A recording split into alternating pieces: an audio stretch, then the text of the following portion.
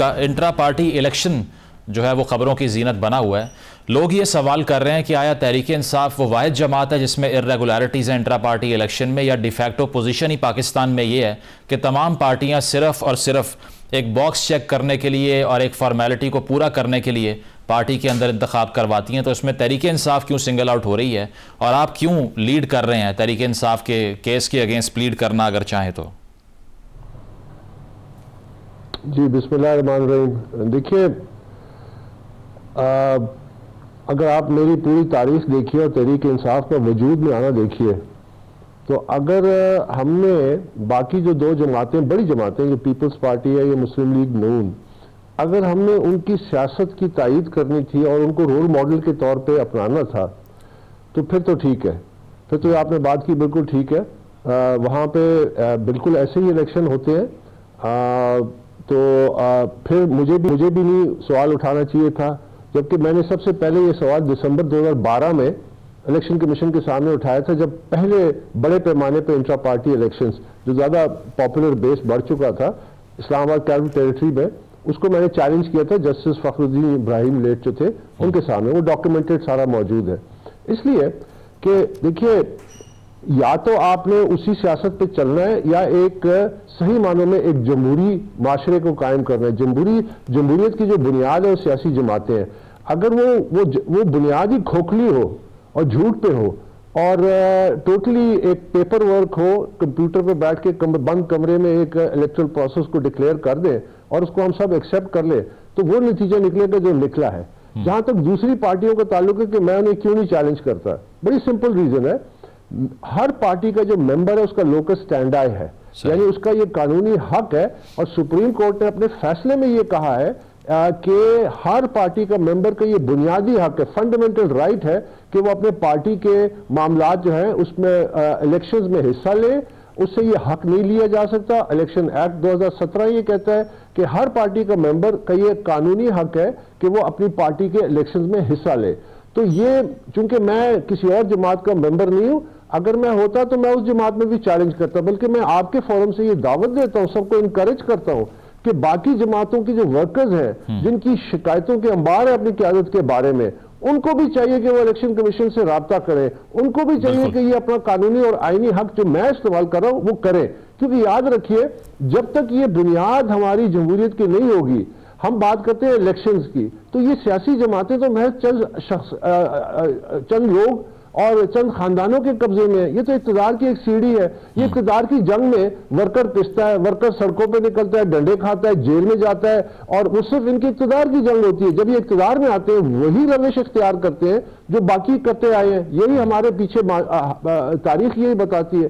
تو اگر آپ نے ویسٹ منسٹر پالیٹکس کو فالو کرتے ہیں، آپ کہتے ہیں کاغذوں میں، وہاں تو پریکٹیکل پالیٹکس ہے نا ڈیموکریسی کی. وہاں تو ایک انڈین نژاد جو ہے وہ پرائم منسٹر بنتا ہے کیونکہ اس کی پارٹی میں جمہوریت ہے، وہ میرٹ پہ کلائم کیا. وہاں پہ تو ایک میئر لندن کا بنتا ہے جو پاکستانی نژاد ہے کیونکہ وہاں پارٹی میں ڈیموکریسی ہے، میرٹ ہے. اب پاکستان میں یہ عمل بالکل ہے ہی نہیں. اور یہ سب سے اہم بات میں ابھی کرنے لگا ہوں.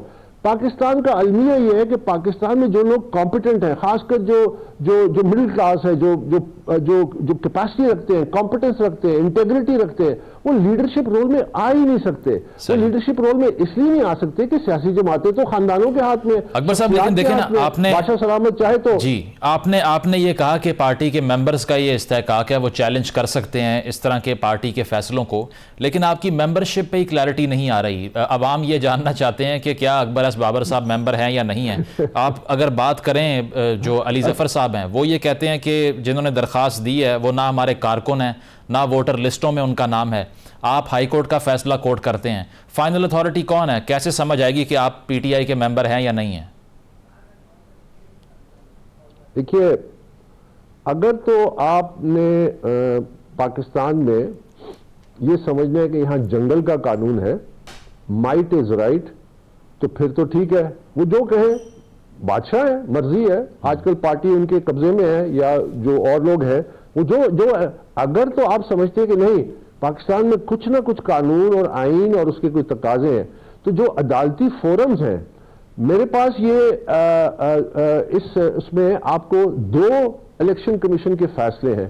ایک 2017 کا, ایک 2018 کا مئی کا، جس میں لکھا ہے نہ صرف وہ ممبر ہے بلکہ وہ فاؤنڈر ممبر ہے، الیکشن کمیشن کا فیصلہ ہے. اس کے بعد 2 عدالتی فورمز ہیں، اسلام آباد ہائی کورٹ سنگل بینچ، اس کے بعد ڈبل بینچ اسلام آباد ہائی کورٹ. تو یہ جو وکلا ہیں، میں ان سے یہ پوچھتا ہوں کہ آپ کس قانون کو مانتے ہیں؟ آپ تو دعویٰ کرتے ہیں ٹی وی پہ آ کے کہ آپ آئین اور قانون اور اس کی پاسداری کے لیے جنگ لڑ رہے ہیں، آپ فنڈامنٹل رائٹس کے لیے جنگ لڑ رہے ہیں، آپ کہتے ہیں ہمیں لیول پلینگ فیلڈ چاہیے.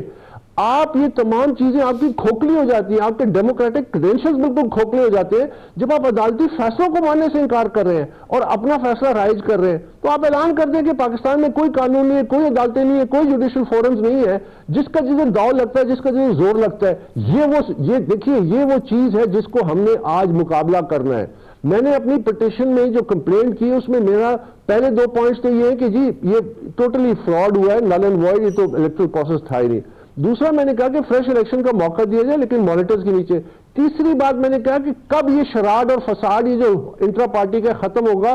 آپ پٹ این اینڈ ٹو اٹ. تمام جماعتوں کی انٹرا پارٹی الیکشن، آپ الیکشن کمیشن جو بڑی جماعتیں جو پارلیمنٹ میں کم از کم آئی ہیں، ان کا آپ انٹرا پارٹی الیکشن کرائیں. یہ ہمارا فنڈامنٹل رائٹ ہے. آپ نے یہ بھی کہا کہ ہزاروں پی ٹی آئی ورکرز ایسے ہیں جو آپ سے رابطے میں ہیں، وہ آپ کو ایڈمائر بھی کرتے ہیں اور وہ کہتے ہیں آپ ہماری جنگ لڑ رہے ہیں. کیا ہم دیکھ سکتے ہیں کہ کوئی فارورڈ بلاک بن جائے اس جماعت کے اندر under your leadership if you claim کہ آپ کے ساتھ ہزاروں لوگ رابطے میں ہیں؟ دیکھیے، میرا پہلے دن سے یہ کبھی بھی ارادہ نہیں تھا کہ پی ٹی آئی کو میں تقسیم کروں.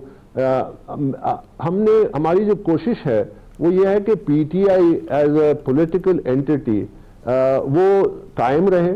میں آن ریکارڈ ہوں کہ جب آوازیں اٹھتی ہیں کہ پی ٹی آئی پہ پابندی لگائی جائے، میں اس کے خلاف ہوں.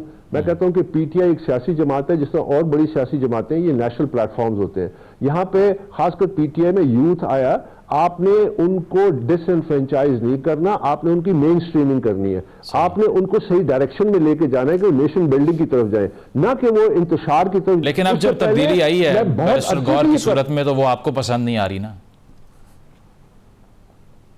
نہیں، وہ کسی بھی پی ٹی آئی ورکر کے لیے جس کا شعور ہے اس کے لیے ناقابل قبول ہے. کیونکہ یہ تو بادشاہت میں ہوتا ہے کہ ایک شخص جس کا پی ٹی آئی سے کوئی تعلق ہی نہیں ہے، اس کی کوئی کنٹریبیوشن نہیں ہے، تو کس میرٹ پہ؟ یہ تو اسی طرح جس طرح بزدار کو چیف منسٹر لگا دیا اور بعد میں اس کو پلس کہہ دیا، کسی کو مائنس کر دیا، کسی کو.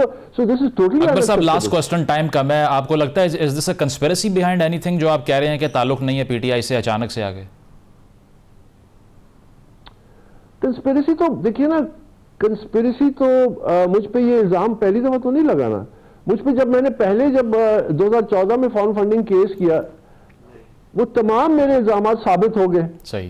اگر میں کنسپیریسی کر رہا تھا جھوٹا تو میرے الزامات ثابت نہ ہوتے. 8 سال لگے، 200 سے زیادہ پیشیاں ہوئی. ٹھیک ہے نا جی.